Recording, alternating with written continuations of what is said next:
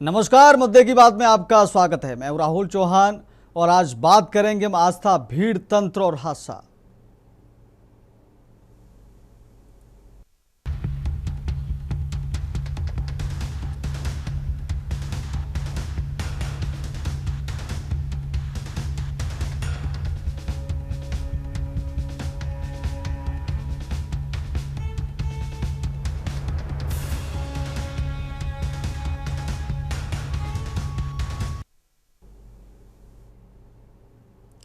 आस्था, भीड़, तंत्र, हादसा। जी हां, हम बात कर रहे हैं उन हादसों की जो अक्सर किसी पर्व या खास मौके पर भीड़ प्रबंधन न होने से हो जाते हैं। ऐसा ही एक हादसा बिहार के लखीसराय में हुआ। मौका था सावन के तीसरे सोमवार और नाग पंचमी के पर्व का। आपको बता दें कि पवित्र सावन महीने की तीसरे सोमवार पर लखीसराय जिले के अशोक धाम मंदिर परिसर के समीप भगदड़ मचने से 7 श्रद्धालुओं की मौत हो गई है, जबकि दर्जनों लोग घायल हो गए हैं। बताया गया कि मंदिर में तीसरी सोमवारी पर बाबा भोलेनाथ पर जलाभिषेक के लिए श्रद्धालु मंदिर पहुंचे थे। प्रारंभिक जानकारी के अनुसार इस भगदड़ की घटना में 6 लोगों की मौत हो गई। हादसे में मरने वाले श्रद्धालु में ज़्यादातर महिलाएं शामिल हैं। इस दुर्घटना में घायल हुए लोगों को सदर अस्पताल में भर्ती कराया गया है। अब सवाल ये उठता है कि एक ही जगह सारी भीड़ क्यों इकट्ठा हो जाती है और भीड़ प्रबंधन न होने के कारण दुर्घटनाएं होती हैं। अगर भीड़ है तो लोगों को सावधान किया जाना चाहिए कि आप ऐसी जगह न जाएं। दूसरा पहलू यह है कि कोई विशेष धर्मस्थल जहां ज़्यादा भीड़ इकट्ठा होती है, बहुत लाखों लोगों की आस्था जुड़ी होती है, वहां जो मठाधीश होते हैं वह शक्ति का केंद्र हो जाते हैं। फिर वो अपने फायदे के लिए राजनीतिक दलों से डील करते हैं और उसके अनुसार भोले भाले भक्तों को मोड़ते हैं।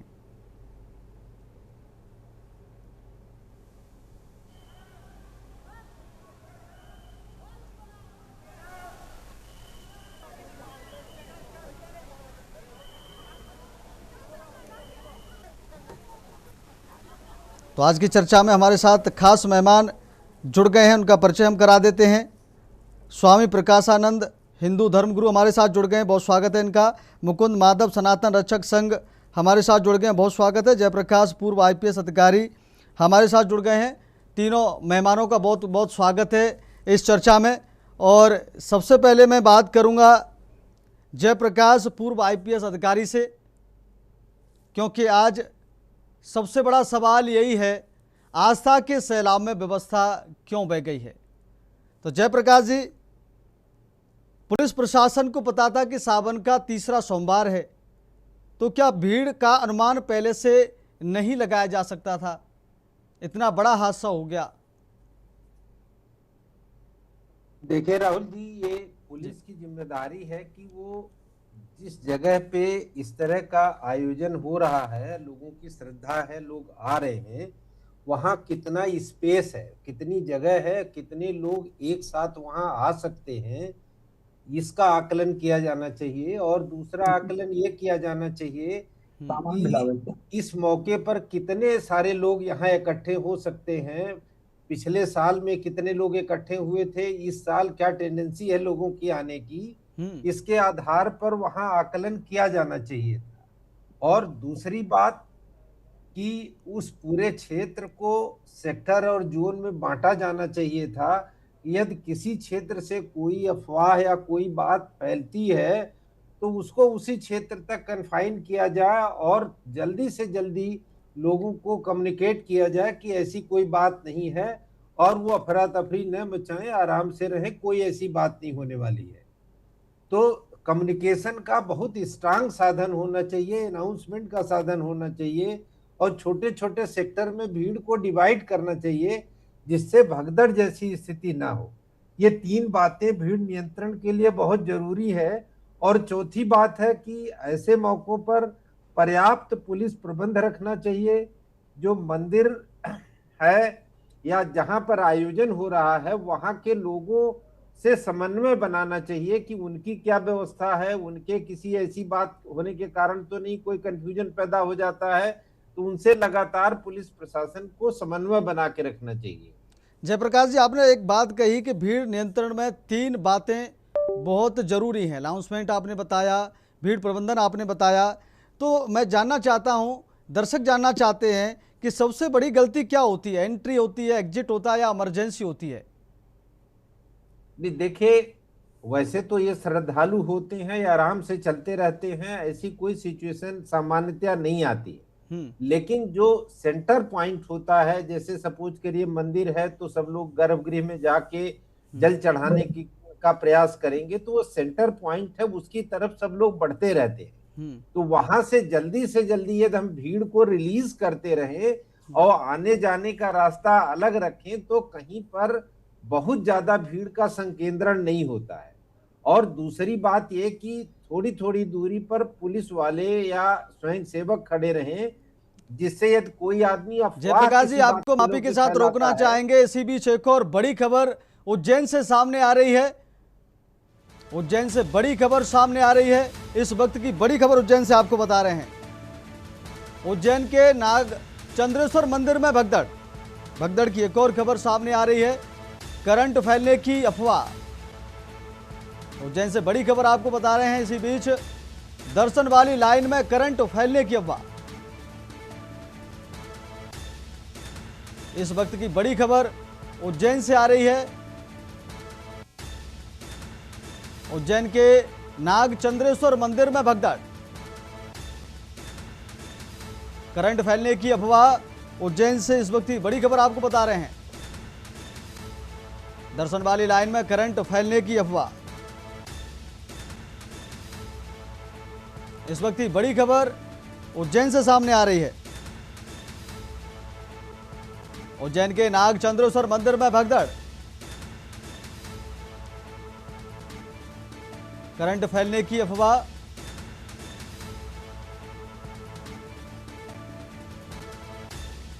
इस बड़ी खबर के बाद अब सीधा चर्चा में चलते हैं और जयप्रकाश जी अपनी बात पूरी करिए। एक और भगदड़ का मामला सामने आया है। अभी देखा आपने उज्जैन में भी करंट फैलने की अफवाह सामने आई और वहां भगदड़ मच गई है। अभी आधिकारिक पुष्टि नहीं कितने लोग वहां घायल हैं, क्या वहां पर कोई बड़ा हादसा हुआ है, लेकिन भगदड़ की खबर सामने आई है। वहां करंट फैलने की अफवाह से ये खबर सामने आ रही है।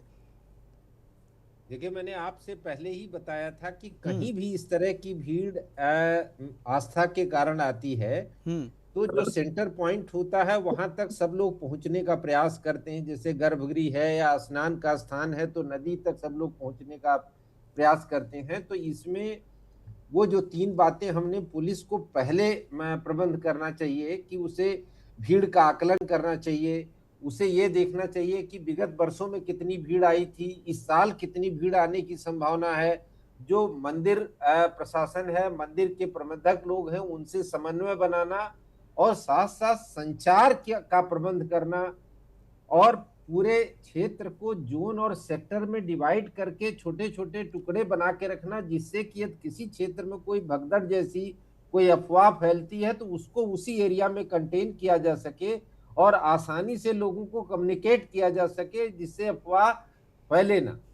ये पुलिस को बहुत माइन्यूटली इन चीजों को देखना चाहिए और पूरे प्लान के साथ इन सारी चीजों को करना चाहिए। किसी भी आयोजन को कैजुअल नहीं लिया जाना चाहिए।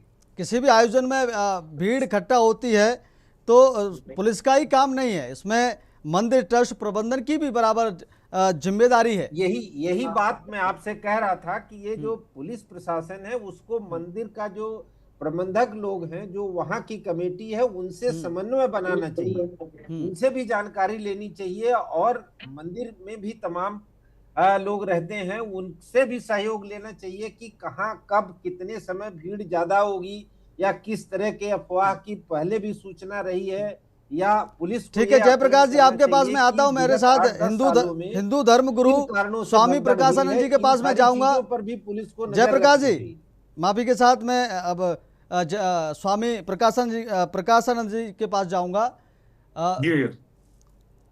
क्या कहेंगे, भीड़ प्रबंधन जहां खराब होता है, जहां ऐसे हादसे हो जाते हैं, अभी हमारे जयप्रकाश जी बता रहे थे कि दोनों की बराबर जिम्मेदारी होनी चाहिए, तो क्या धर्म गुरुओं की भी जिम्मेदारी नहीं बनती है कि अगर ऐसे आयोजन होते हैं और वहां पर अगर भीड़ बढ़ रही है तो क्या धर्म गुरुओं को अपील नहीं करनी चाहिए? प्रकाशन जी।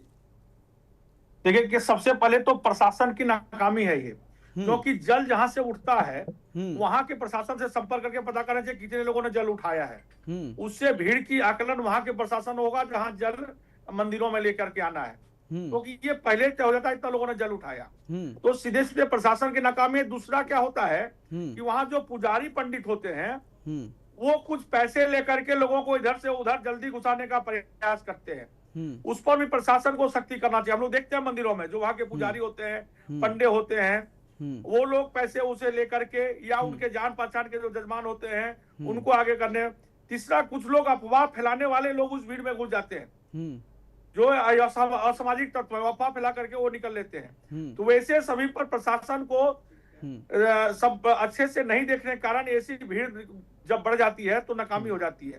या यहाँ नहीं, अभी देखिएगा शाम आते आते कितने मंदिरों में भगदड़ की आपको खबर आएगी। शाम आते आते तो यह सोमवार का दिन है और सोमवार के दिन सभी लोग बाबा भोले पर जल चढ़ाना चाहते हैं जितने लोग हैं।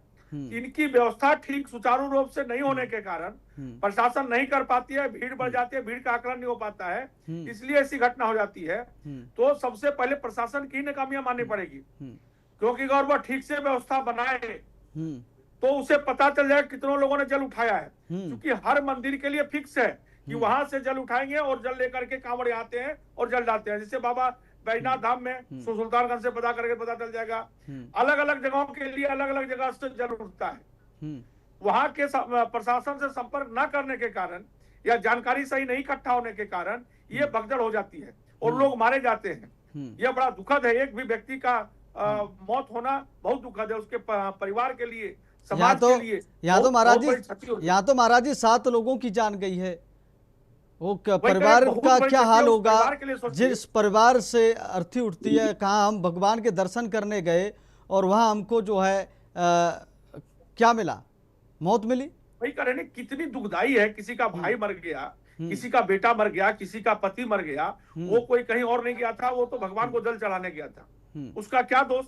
लेकिन प्रशासन, चलिए आपके पास आते हैं प्रकाशानंद जी, आपकी बात आ गई, आपके पास आते हैं। मैं मुकुंद माधव जी का रुख करता हूं। मुकुंद माधव जी, आपकी क्या प्रतिक्रिया है इस पर?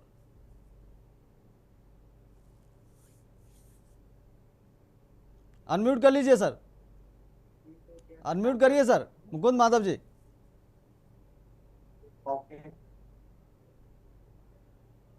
अनम्यूट करिए सर, मुकुंद माधव जी अनम्यूट करें।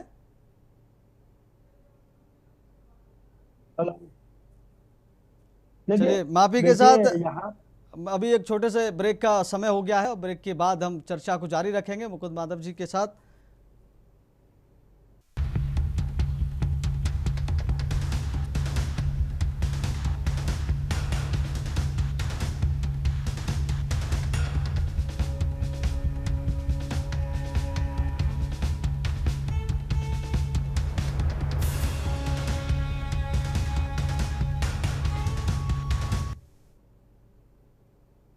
ब्रेक के बाद आपका बहुत स्वागत है और चर्चा को आगे बढ़ाते हैं। सवाल आज का यही, आस्था के सैलाब में व्यवस्था क्यों बह गई, और मुकुंद माधव जी के साथ चर्चा को आगे बढ़ाएंगे। मुकुंद माधव जी, आपकी क्या प्रतिक्रिया? आपने पूरा प्रकरण सुना, आप देख रहे हैं हादसे लगातार हो रहे हैं मंदिरों में, भगदड़ों को लेकर के कोई भी प्रबंधन नहीं है, तो क्या हिंदू धर्म गुरुओं का भी दायित्व बनता है कि वह भी जनता से अपील करें, लोगों से अपील करें कि ऐसे आयोजनों में हिस्सा ना लें जहां भीड़ बढ़ती है या हादसा होने का खतरा बनता है? देखिए, जितने भी धर्म गुरु हैं वो अपनी जो है भागीदारी तय करते हैं, वो कतई नहीं चाहते, वो तो समाज का कल्याण करना चाहते हैं, वो नहीं चाहते कि हमारे भक्त जो है आहत हो या उनकी जान जाए। अब कहीं पर ये तो ना हमने देखा ना आपने देखा है कि किन कारणों से वहां पर हादसा हुआ है, और क्या वहां के जो धर्माचार्य हैं या पुजारी हैं वो किस तरह से क्या प्रबंधन किए हैं। लेकिन कहीं ना कहीं चूक प्रशासन की भी है और वहां के मंदिर की व्यवस्था की भी है। हमें ये लगता है कि जिस तरह से अयोध्या में जगह जगह बैरिकेड करके लोगों को रोक कर टुकड़े टुकड़े में दर्शन कराया जाता है, स्थानीय लोग हमेशा मुद्दा उठाते हैं कि हर तरफ बैरियर लगा दिया गया है, लोकल लोग चिल्लाते हैं कि हम स्कूल नहीं जा पा रहे हैं, हम ऑफिस नहीं जा पा रहे हैं। लेकिन सबसे बड़ी बात यह है कि सबसे पहला दायित्व प्रशासन का होना चाहिए कि जो वहाँ आस्था से जुड़े हुए लोग वहां दर्शन करने के लिए आ रहे हैं, उनको सकुशल उनके पर्व को निपटाया जाए। लेकिन जब अगर ऐसी चूक होती है, उसमें धर्म संत समाज सक्षम है और वो हमेशा निरंतर प्रयास करते हैं। कुछ कमियां हैं जो दूर हो जाएंगी सर, ऐसा नहीं है कि जगह जगह होती है। हाँ, एक आध जगह जांच का विषय है कि कहीं कहीं मुल्ले मौलवी भी जो है वो भीड़ के अंदर घुसकर बोल बम का ड्रेस पहन के अफवाह फैला के धीरे से निकलने का कार्य करते हैं, उस भी जांच का विषय है। नहीं सर, जांच का विषय तो है, अब बाद में हादसे हो जाते हैं, उसके बाद यही सवाल आता है, जांच होती है। अभी एक जानकारी और आपको बता दूं कि बिहार सरकार ने मृतकों को 4 लाख रुपए मुआवजा देने का ऐलान कर दिया। तो हादसे के बाद सरकारें संवेदनाएं व्यक्त करती हैं, सरकारें मुआवजा देती हैं, सरकारें मृतक परिवारों को सहारा देती हैं, लेकिन क्या इन मुआवजों से क्या जिंदगी लौट आएंगी? वो तो नहीं लौटेंगी। तो मुकुंद माधव जी, मैं आपके पास आऊंगा इसकी प्रतिक्रिया में। मेरे साथ सुनील त्रिपाठी वरिष्ठ पत्रकार जुड़ गए हैं, मैं उनसे इसका जवाब लेना चाहूंगा। सुनील जी, आप तो देख रहे हैं हादसे हो जाते हैं, पूरा आपने सुना है सभी मेहमानों को, सभी गेस्टों को, आपकी क्या प्रतिक्रिया है इस पर? पूरे हादसे होने के बाद में संवेदनाएं होती हैं, फिर उसके बाद में सब भूल जाते हैं, अगली भीड़ का इंतजार किया जाता है। राहुल जी, मैं पूज्य दोनों संतों के चरणों में प्रणाम करते हुए अपनी बात रखना चाह रहा हूं। देखिए, सावन का महीना है, सनातन धर्म में ज्यादातर भगवान शिव के साधक उपासक हैं और वो आस्था लेके मंदिरों में जाते हैं। मैं खुद भी जाता हूं और कई बार ऐसा हुआ कि बाबा कृपा से मैं बच गया। मैं मनकामेश्वर मंदिर गया था, भीड़ ने इतना तेज पीछे धक्का दिया कि मैं साइड में जाके गेट से चिपक गया।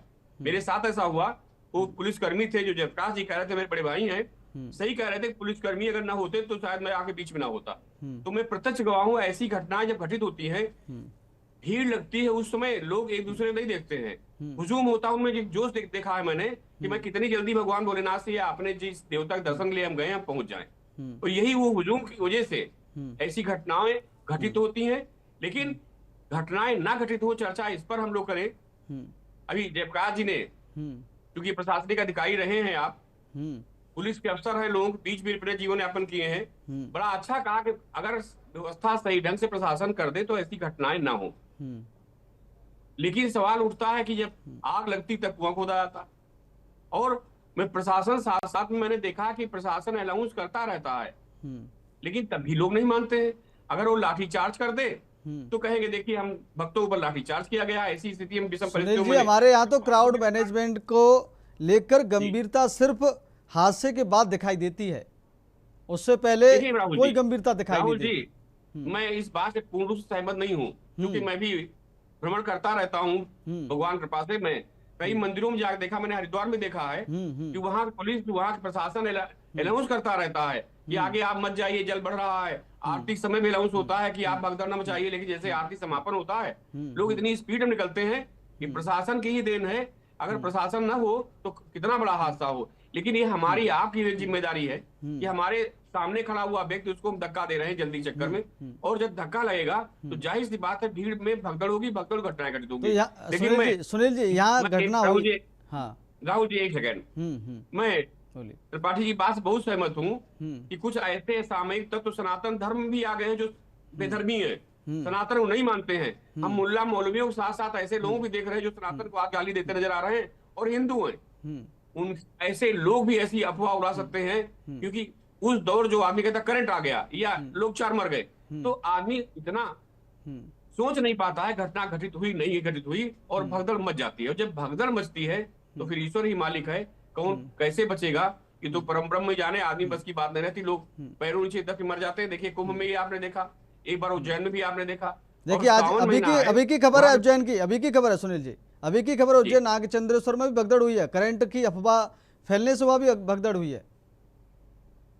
देखिए प्रशासन की जिम्मेदारी होनी ही चाहिए कि आपको मालूम है सावन के सोमवार को ज्यादातर लोग भगवान भोलेनाथ जल चढ़ाने जाते हैं, चाहे हफ्ते में जाए न जाए, लेकिन सोमवार सब जाते हैं। मैं लखनऊ में रहता हूँ, मनकामेश्वर बाबा मंदिर है, आज आप देख लिए कम से कम आधा किलोमीटर दूर से डबल लाइन लगी होगी। लेकिन प्रशासन हमारा इतना बढ़िया है कि पुलिसकर्मी बगल में खड़े रहते हैं, पुलिस लगी हुई है, अगर बदतमीजी करोगे तो मार भी खाओगे।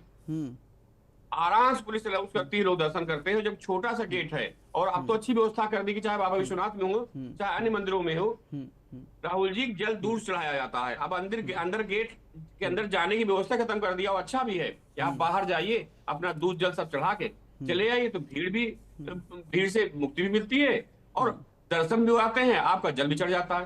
प्रशासन व्यवस्था करता है, लेकिन कुछ असामयिक तत्व और कुछ ऐसे जुनूनी लोग जाते हैं, जय भोलेनाथ की बोल दिए, फिर जल दिए, फिर नहीं देख रहे अगला दबेगा कि मरेगा, कैसे रहेगा। ठीक है सुनील जी, मैं एक सवाल जो है जयप्रकाश जी से लेना चाहता हूं, क्योंकि आपने कहा कि क्राउड मैनेजमेंट इसमें प्रशासन हमारा बहुत अच्छा काम करता है, लेकिन यहाँ तो लापरवाही हुई है, यहाँ तो आस्था के सैलाब में व्यवस्था बह गई है। तो मेरा जयप्रकाश जी सवाल है, क्या देश के बड़े धर्मस्थलों के लिए समान राष्ट्रीय क्राउड मैनेजमेंट एसओपी और जवाबदेही तय करने का समय अब आ गया है? क्या एसओपी बननी चाहिए जयप्रकाश जी?